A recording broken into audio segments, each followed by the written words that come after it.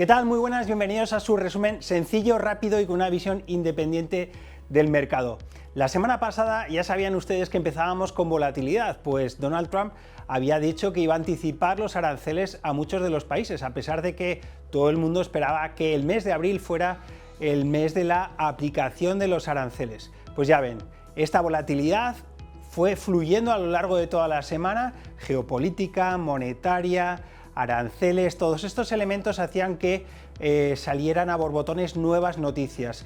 Trump intentó parar toda esta volatilidad, fue visto como un elemento tranquilizador el hecho de que dijera que algunos de los productos no estarían en aranceles implementados desde ya con México y con Canadá. También vimos que se citaba con Zelensky esta semana para hablar nuevamente de la paz y también quería dar una sensación de alineación con Europa, diciendo que podría impulsar ciertos vetos para Rusia con su sistema bancario y su sistema del petróleo en entredicho, pero parecía que sin romperse el tablero de juego seguía habiendo volatilidad y a la última hora de la semana apareció ¿quién?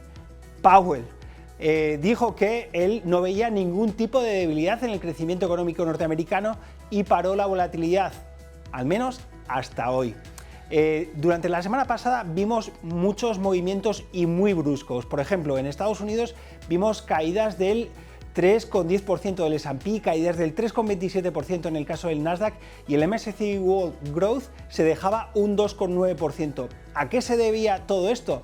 Primero, hay una lucha voraz por la parte de ser la hegemonía dentro del sector tecnológico mundial y la semana pasada aparecían noticias sobre inteligencia artificial capaz de ser asequible para todos en todo el mundo. Por ejemplo, Alibaba subía uno de los días un 7% al establecer un bot muy parecido o superior a DeepSeek.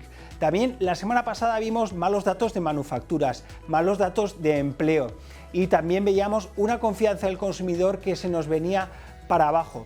El único elemento positivo, como ya decíamos, era Powell, que decía que la economía se situaba en los mismos niveles que los últimos meses y también veíamos buenos datos por la parte de servicios. El mercado está débil, está flojo, estaremos en niveles técnicos súper importantes. En un momento de la semana pasada el mercado del S&P rompía por debajo de los niveles de la media móvil de 200 días y todo el mundo se ponía a temblar. Pues bien, parecía que el viernes a última hora más o menos se mantenía. El que veía grandes caídas a lo largo de la semana era el dólar, caía un 3,51%, algo que no veíamos desde el 2023 en una sola semana y nos tiene que hacer pensar que de dónde viene semejante mamporro al dólar norteamericano. Y en primer lugar vemos que es esa lucha de muchos inversores por intentar diversificar fuera de Estados Unidos y también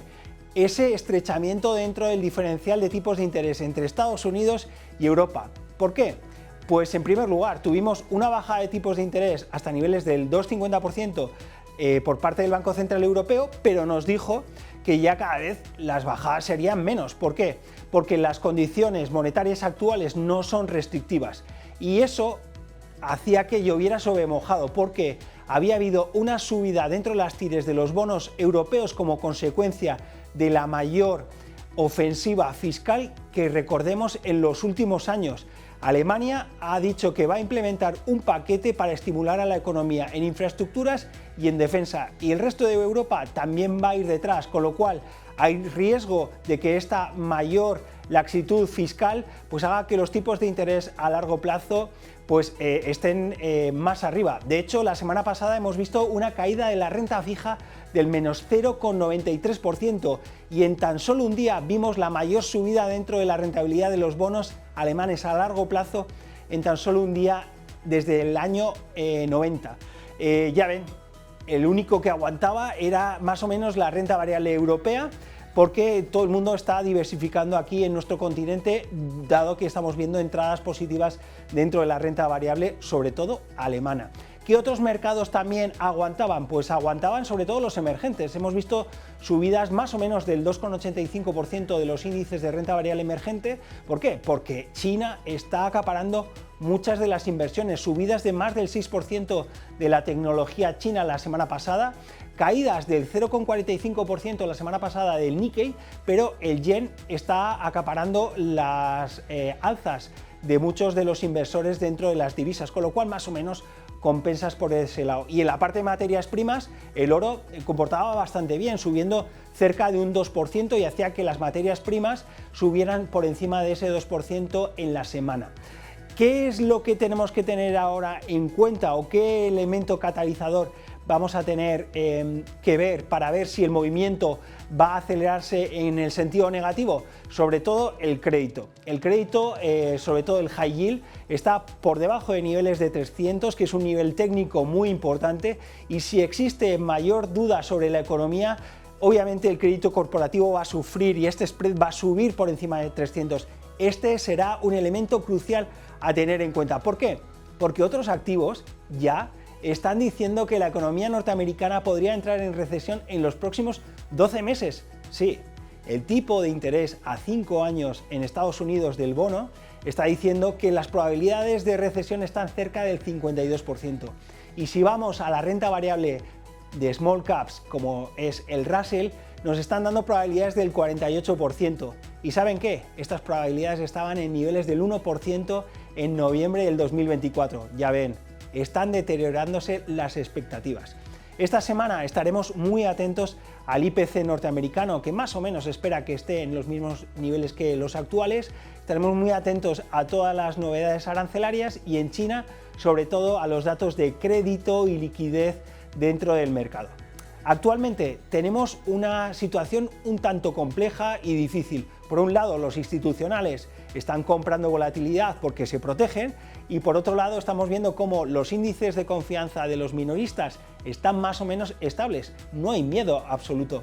Por eso nosotros les damos dos ideas para configurar sus carteras que son un tanto diferentes a las que verán por ahí. Metso, en la parte de renta variable directa, es una acción finlandesa que da ayudas tecnológicas a todas las compañías de producción de minerales. Y en la parte de fondos de inversión o ETFs, Lumina HBK Diversified Strategies, un fondo que nosotros le estamos haciendo actualmente el due diligence porque nos apetece tener más estrategias que decorrelen, estrategias multiestrategia, que hagan bonos, crédito, renta variable, que tengan diversidad de inputs para poder obtener rentabilidad en cualquier estado o en cualquier mercado. Siempre les hacemos una pregunta y esta vez va a ser: ¿sabrían diferenciar un fondo de retorno absoluto de un fondo de total return? Si la respuesta es sí, díganme qué tipo de fondo estarían actualmente utilizando dado el entorno de mercado. Les leo, pónganlo dentro de los comentarios, les voy a leer como todas las semanas. Les deseamos una gran semana de mercados. Y ya saben, si quieren mantener el pulso a los mercados financieros, tienen una nueva cita aquí la próxima semana con Beca.